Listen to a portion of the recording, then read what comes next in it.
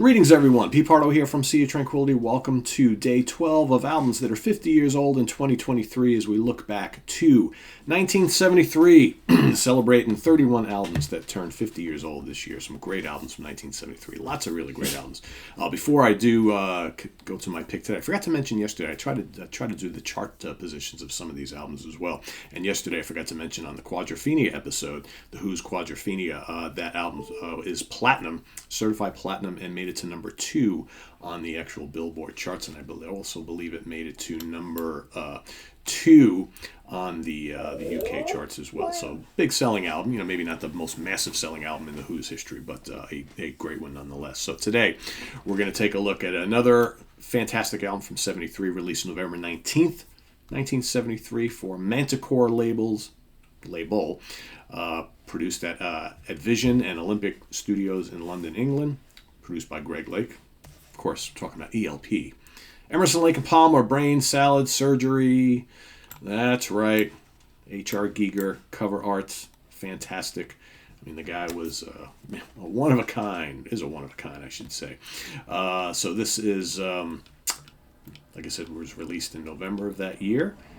And as far as chart positions here, made it to number 11 on the U.S. Billboard charts, number 2 in the U.K., pretty much a top 20 through most of the world, right? In most major markets, Australia, Austria, Canada, number 26 in Finland, France, number 7, Germany, Italy, Japan, and Norwegian. All top 20 as far as certifications in the UK. This is a gold album, and it's also a gold album here in the States. So 500,000 copies sold in the States, 100,000 in the UK. I thought it'd be a little higher than that, to be honest with you, or a little more than that. But I guess still a gold album in the 70s is still looked at as pretty good. So Keith Emerson, on all sorts of keyboards and synthesizers, right? Hammond organ, grand piano, harpsichord, clavinet, Moog synthesizers, all sorts of Moog synthesizers, Taurus bass pedals, all sorts of stuff. He was playing basically everything on as far as keyboards go. Greg Lake, vocals, bass guitar, electric and acoustic guitar, also produced. Carl Palmer on all sorts of drums and percussion.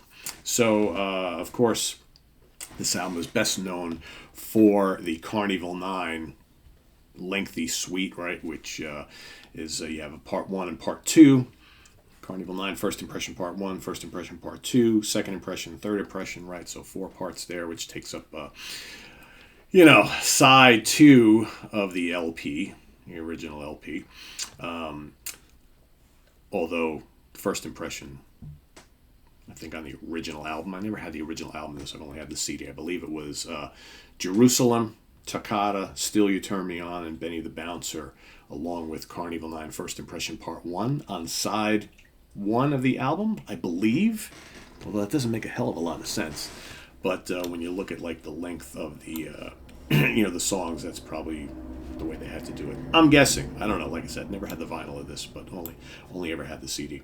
But yeah, I mean, this is like a landmark album in progressive rock. And, for me, take off Benny the Bouncer, the kind of quirky, whimsical Benny the Bouncer. I know some people kind of like it. To me, that's kind of throwaway. The rest of this is just absolutely spectacular. Jerusalem is just absolutely, soaring, melodic, very emotional. Toccata is just an amazing workout for the band.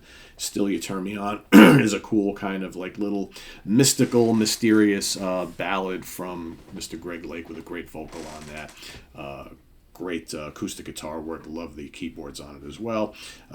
Got Benny the Bouncer, but then Carnival 9, the entire thing is just absolutely epic and takes you on a journey all over the place. Killer drums, killer bass, nice little guitar work from Greg Lake in spots, but most importantly, I mean, it's just a master class exhibition from Keith Emerson, who just, can do it all no matter what he's playing, whether it's organ or synthesizer, just mind-blowing. One of the great prog rock songs of all time, and one of the great sides in prog rock history as far as original album goes. So yeah, I mean, that's I don't know what more to say about this. It's a classic for a reason. If it's not your favorite ELP album, I'm sure it's either number 2 or 3. To me, it's always a battle between, well, it's kind of like a four-way battle, right? Because you got the first album, which is just legendary. Tarkus, of course, has the incredible Tarkus epic. And then you got Trilogy, which is fantastic. And then this, to me, those four are kind of indispensable when you're talking ELP, right? And then there's everything else. But those four are just can't beat them, right? So let us know what you think of Brain Salad Surgery in the comments below, as well as your pick for day 12 as well down in the comments. And visit us on the web at www.seatranquility.org. We're on Facebook, we're on YouTube, all together, all the time, all the damn time, I should say. Stay tuned. Tomorrow we got coming up day 13. And please subscribe if you haven't already, and click on that notification bell so you get alert of all of our content as it posts. And please also do consider investigating below. Comment in the video description below. We've got the link to our Ko-Fi page for channel donations, as well as our merch page. So lots of really cool stuff for sale over there. So thanks for watching, everybody. I'm Pete Pardo. Stay tuned for another episode of albums that are 50 years old in 2023. Till then, have a good one, everybody. See you tomorrow. Bye-bye.